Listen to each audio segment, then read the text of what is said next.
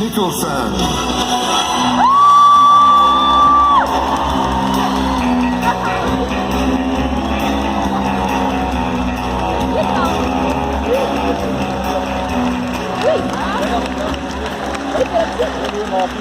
Ah, oké. Kan niet gebeuren ook. Doe maar Hello. Guten Tag. What do you say in Belgium? How do you say? Goeiedag. No, bonjour. How do you say it in Flemish? Goeiedag. Goeiedag.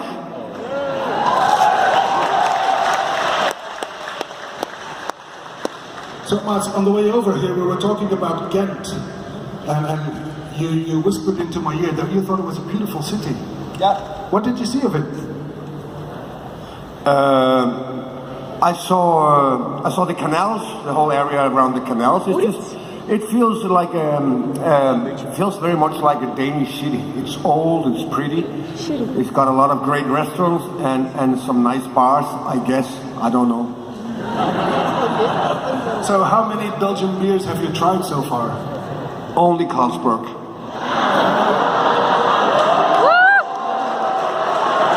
Thank you and good night.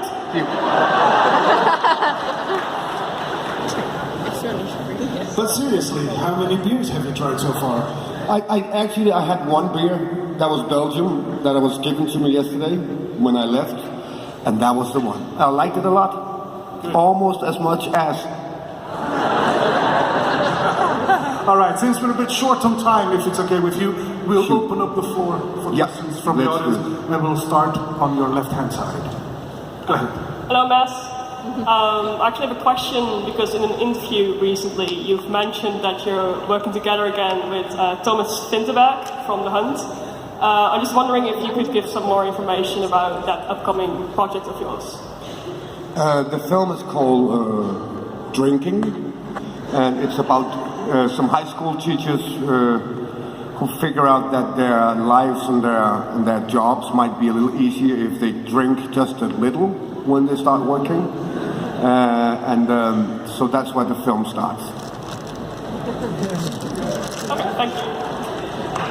Ik kan hier wel zien. Oeh, van Death Stranding. Good evening, Mr. Mikkelsen. Good evening. I'm aware that you have a non-disclosure agreement about Death Stranding. So my question will be, have you ever had a role or worked on a project that you fell so madly in love with that it always stayed with you?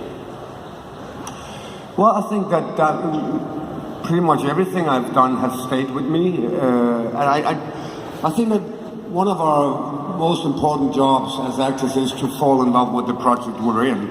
It might not feel like a love story in the beginning, but you will have to turn it into it. And that's the only way you can fulfill the director's vision and survive those 2, 3, 4 months you're shooting. So basically everything has stayed with me. A lot of things I'm proud of, some more than others. And one thing that has stayed for a long time is obviously the TV show Hannibal, because we spent so much time on it, and I got to know Hannibal Lecter really well, and I kind of liked him. But it happens a lot. I think that's one of our jobs, to fall in love with what we're doing. Thank you.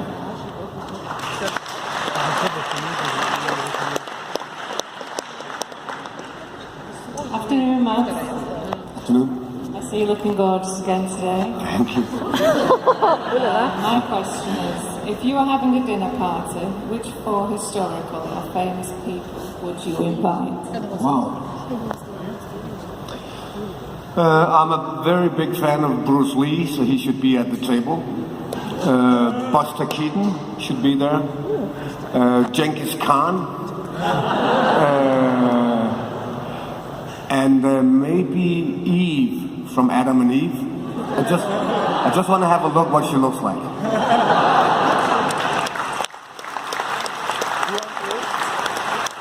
Good answers, thank you. You're welcome. Hey! At first, I want to thank you for your work because it helped me through a very rough time. I'm going to cry again. But how could you stay so handsome and classy while playing a serious serial killer in Hannibal? Well, Well, that's me. Okay. Well, thank you for the compliment. You're welcome.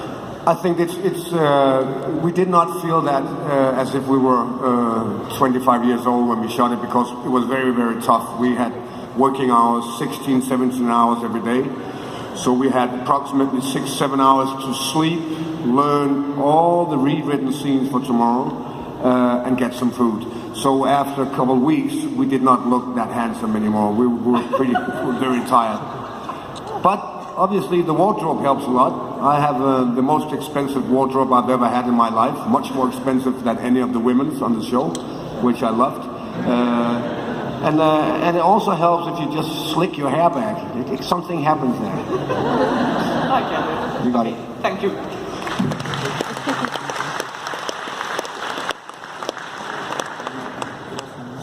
I was wondering who was your favorite actor to work with? That I've worked with.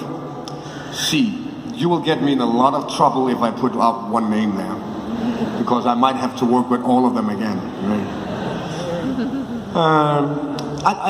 It's an impossible question for me to answer. I think that that relationships are being shaped when you work with people, and it becomes very personal and private. Any actor who can make me better and will make this scene interesting is my favorite actor, and I've been very blessed and lucky to meet a lot of those kind of actors. So no names.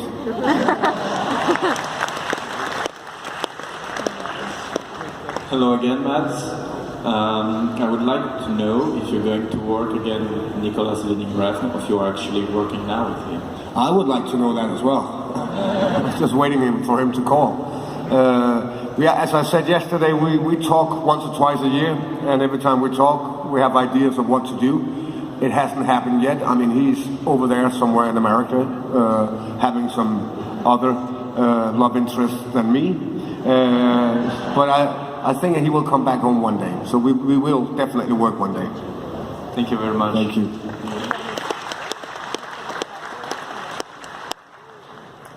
Hello, Mr. Mikkelsen. Welcome to Belgium. Thanks. I was wondering, I know you from, I first saw you in Adam's Apples and Link in the LinkedIn. That's been, I think, 15 years or more ago. Yeah, 2001 and something, yeah. Did you ever think back then you would play in major movies that you do now? When we did Flickering Lights, which is Blink in the Lygter, it was in 2001. No, I had no plans. I had no idea that I would work in America or work outside of Denmark at the time. When we did Adam's Apples, I already had done a few things in America at that time. But your question is obviously when I started doing Danish stuff, did I have any ambition of going to Hollywood? No, not really. My ambition was to do Danish films with people I liked and try to change Danish cinema. A lot of people felt the same, that we needed to do something to revive it somehow. And luckily there was Lars von Trier, Thomas Vinterberg, Nicolas Winding-Refn, Anders Thomas Jensen, Susanne Bier. There was a lot of directors at the same time who wanted to change it, and so that was our main goal. That later on in life, that a lot of us all of a sudden went abroad, we had no plans for that. So how did you actually get into acting in Hollywood? I got a phone call. The thing is that the Danish movies went on the map. People started watching it all over the world, also in America. And for that reason, they were watching Danish actors as well. And that is the way to somehow get a phone call, I guess. Okay. Thank you. You're welcome.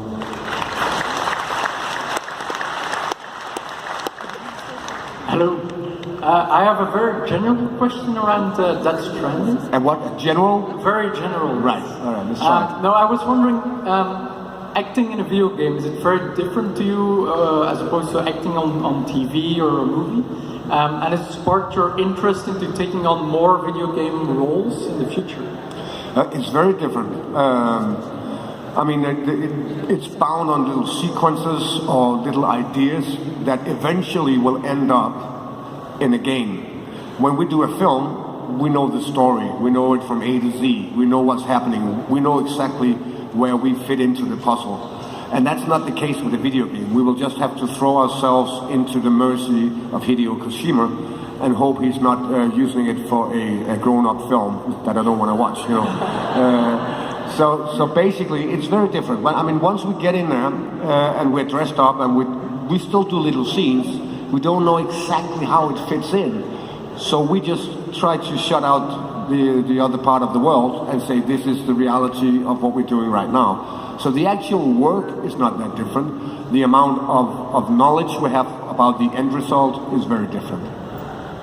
Thank you. You're welcome.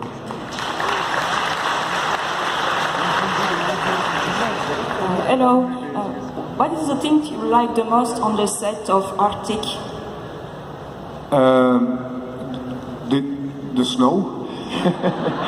There was not a lot of things on the set of Arctic in terms of props or sets. I think my favorite thing on Arctic was my coat, because it was insanely cold all the time. So without that one, I wouldn't have been here today. Thank you. You're welcome. Hello, Mr. Mix. Hello. I want to ask, they say that you should try everything in this life. What are the things which you will never try? Say it again. Somebody says that we should try everything once. Yes, once in your life. Yes. Are there any things that you will never try? But have I said that, or is somebody else who said you should try everything? Yeah. But I don't agree with that. You should not try everything once. If I look at a cup of urine, I don't have to drink that. No. I know what it is, and I have a hunch I won't like it. You know. So there's a lot of things that I think that we learn throughout life, and then we don't have to. Then we can kind of judge a little better. I mean, there's obviously we can't try everything once. What would I never try? Well, the urine part, I guess. Oh, it's hard to say. I mean, obviously you can be a little philosophic now. I think there's a billion things I don't want to try. But there's also a billion things I would love to try that I know I will never get a chance to do because life is fairly short. So I would rather focus on the things that I want to try. Okay, and what you want to try? I always wanted to sail around the world in a sailboat for a year, just go out there. So it's obviously a matter of just taking the time out of the calendar and cross your fingers that your family want to go with you. Спасибо.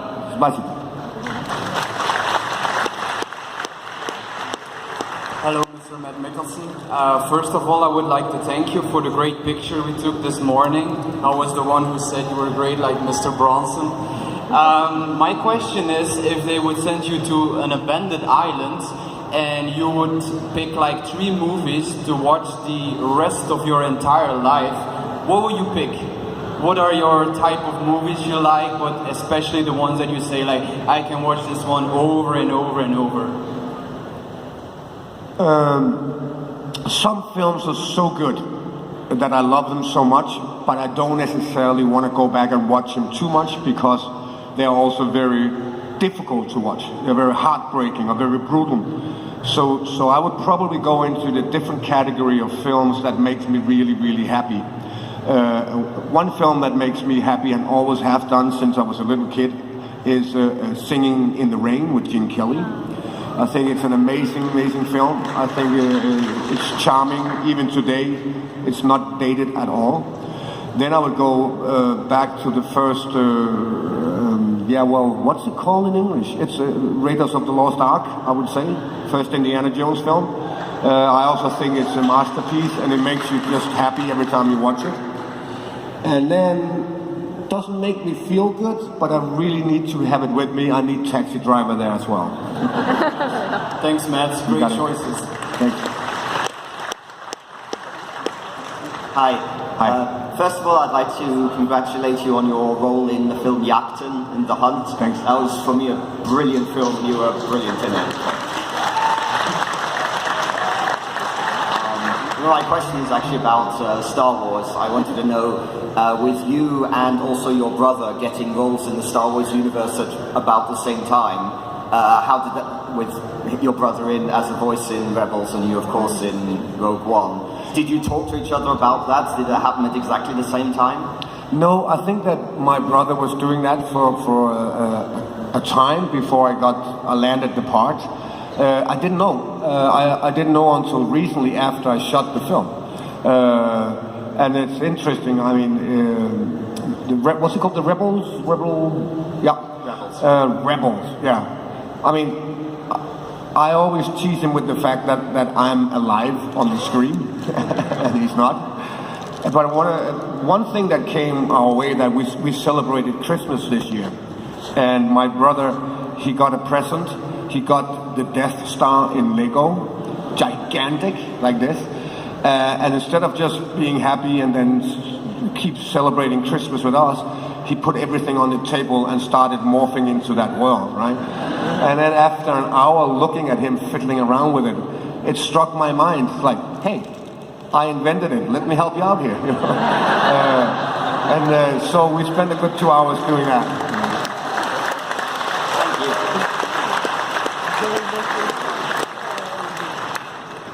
Why you did want to be an actor?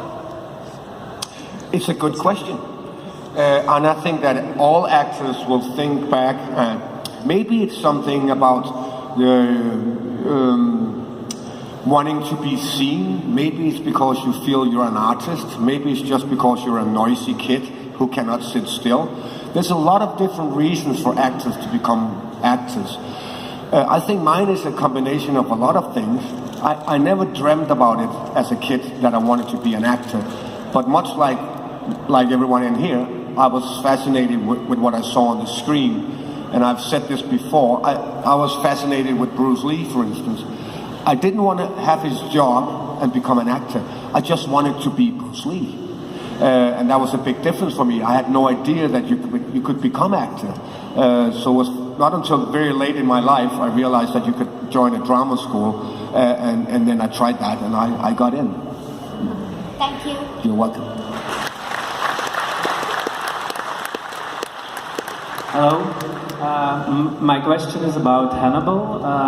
You seem to be cooking a lot of beautiful dinners, and I was wondering if you ever get to eat something of those beautiful tables between takes or during the set.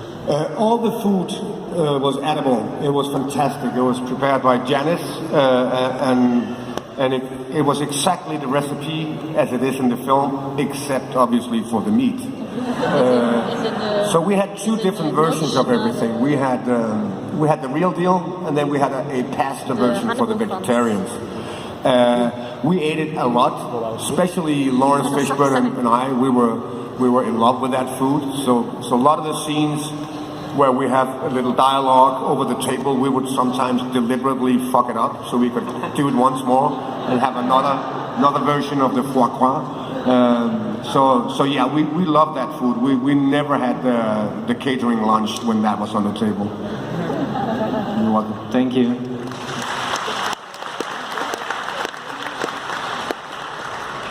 Hi, Bess. First of all, I have to thank you for calling me Mademoiselle earlier at the signing session. Mademoiselle? Yes. And returning the favor, young man, I'd like to ask you a question about... oh no, I have to add something before I do anything, because I forgot to mention what an awesome actor I think you are. I really like your style, your subtle style. So, thank you. Said that? Thank you. No, I forgot my question. It was something about Mademoiselle? Yes, you come across as someone who likes to keep improving on his craft, which I hugely appreciate, by the way.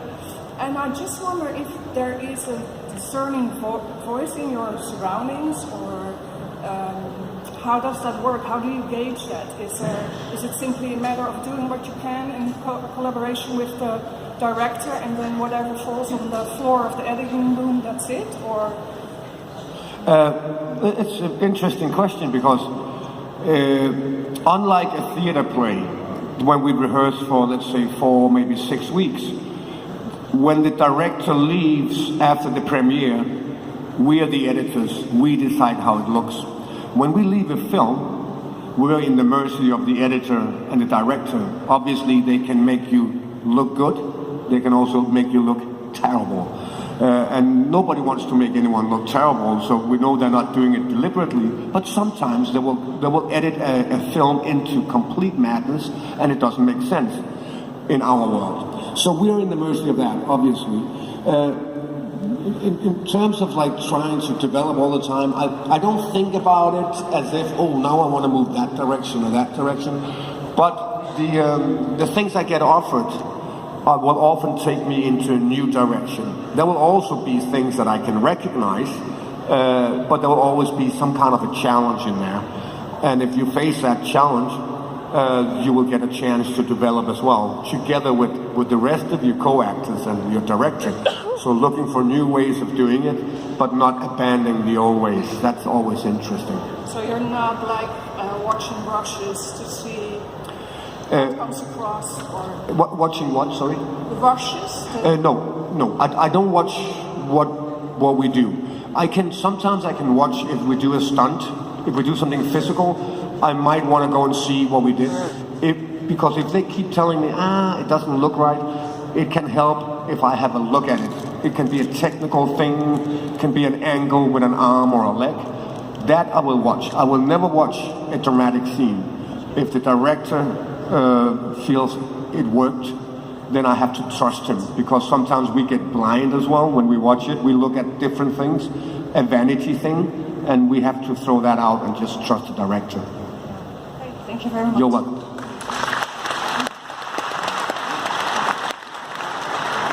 Hannibal. Hi, Wes. My question is not about Hannibal. I want to know, when you were filming, I think Royal Affair in Czech Republic, there is a short video where you are sitting on the stone or something and petting an alien. Do you remember it? And can you say where you get the alien or what's going on? I was in Czech Republic shooting Royal Affair. I was sitting on a stone, and then the rest. Petting an alien. Really, just like from X-Files. I'm not sure what you're saying. So what am I doing? Painting. No, petting like a dog. You pet dog. I was petting a dog. No, you were petting alien. Alien. From universe. From outer space. Yes. I was petting an alien from outer space, sitting on a rock, shooting a daily stone. Do you remember that? I should remember that, shouldn't I? It's not every day I do that, to be honest. Okay, but really, something comes to mind. You know, a lot of crazy things happen. If you're sitting here and somebody comes around, hey, can you hold this? Can you do this?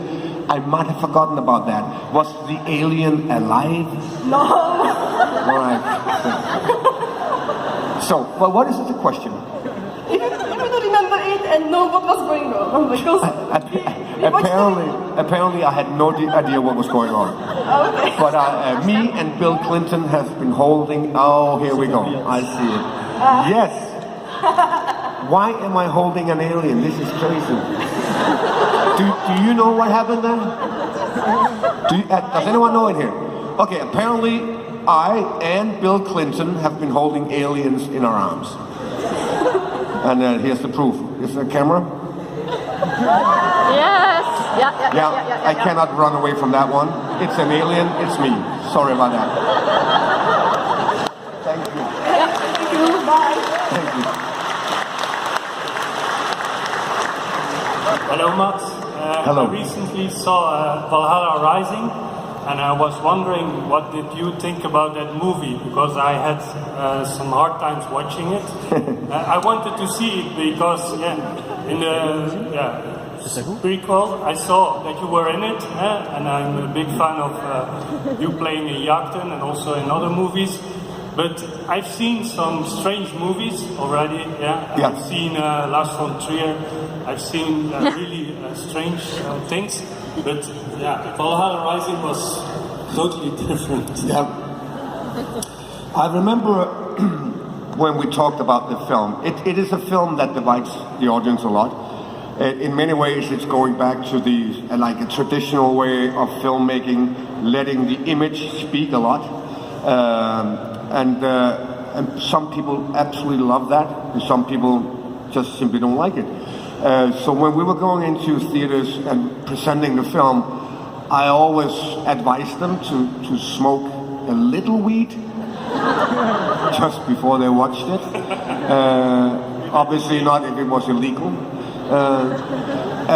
The film developed from a classical story, a Viking story on the page, and once we got up there, Nicholas Winding Refn kind of realized that he hated fucking Vikings, you know, and he wanted to make a different film. He wanted to make a more spiritual, religious film.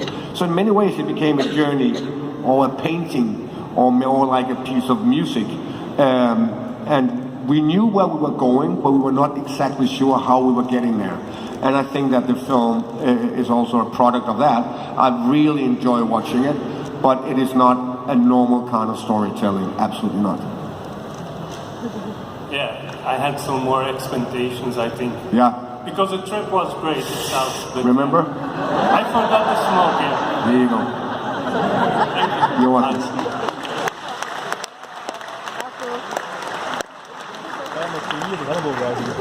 Hello, Matt. Hello there. Obviously, I'm a fan of the Hannibal series. Or the aliens. I loved the picture. Yeah, it's great. I was wondering which was your favorite murder in the series. Personally, my favorite is the one of Beverly Katz with the sliced pieces. But I was wondering which was your favorite. No, I definitely loved Beverly Katz. I think she had it coming. I think, and she thought she was so smart and fast. She wasn't. One of my favorite ones is you know, when the counselor is inside the horse. I think that's just so fucking insane. It's just like, it's insane and it's dumb at the same time. But that makes me laugh and it's very poetic. I think that was my favorite, I think. Okay. You're welcome.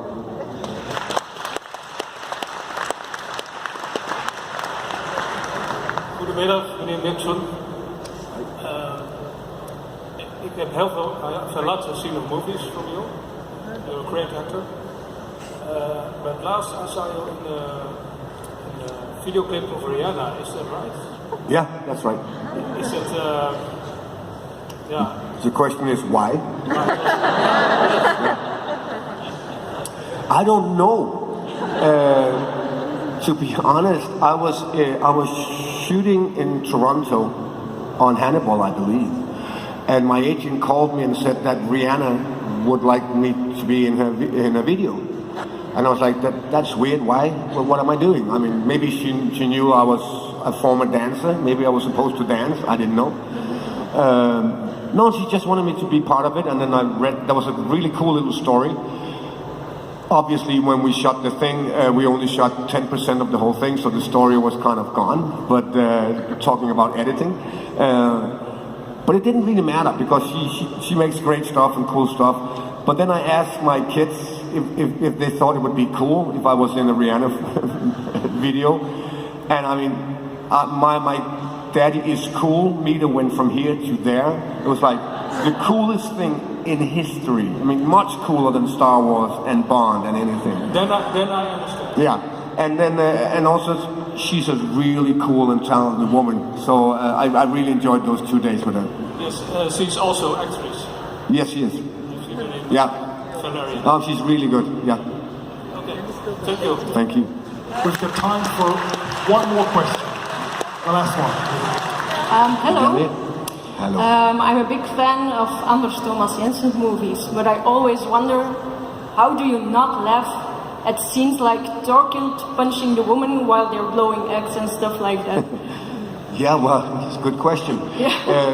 The question is, how much do we laugh? We laugh a lot. Yeah, there's a lot of laughing going on. The thing is, if you play the crazy, there's always like a couple of crazy characters in there, and then there's one that's fairly straight guy, straight person, in the sense that he's kind of normal.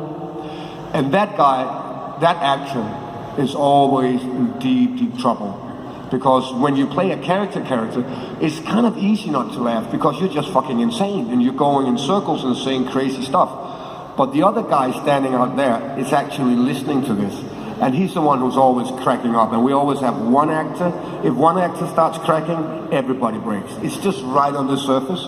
So there's quite a lot of retakes and double shooting on that film. But I'm pretty good at not laughing. But I also play the complete insane characters all the time, so I don't see it. Do you have a favorite character from these movies? Yeah, my favorite character is from the Green Butchers, Sven. Yeah, he's a guy I would personally love to kill and punch in the face every time I see him, and I think that's quite an achievement. Yeah. Thank you. You're welcome. Well, I think I speak for everyone in the room here that we are honored to have you.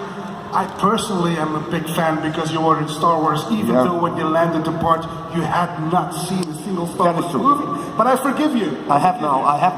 You have now. So you made up. I've seen Rogue One. And the first one, of course.